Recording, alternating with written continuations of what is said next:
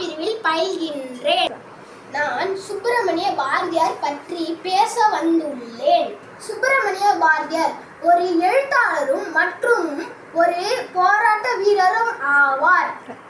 இவரது ஊர் திருவல்லிக்கேணி ஆகும். சுப்பிரமணிய பாரதியார் 1882 பிறந்தார். அவர் 1921 மறைந்தார். இவரது கவிதைகள்: வாழ்க நிரந்தரம், வாழ்க தமிழ் மொழி, வாழிய வாழியவே. கவிதையில் சிறந்தவர். இவருக்கு பாரதி என பட்டம் வழங்கப்பட்டது. படைப்புகள்: குயில் பாட்டு, பாஞ்சாலி சபதம், பாப்பா பாட்டு. அவரோட பணி: செய்தியாளர். அவரோட தேசியம் இந்தியா. அவரது வாழ்க்கை துணை செல்லையம்மா. நன்றி.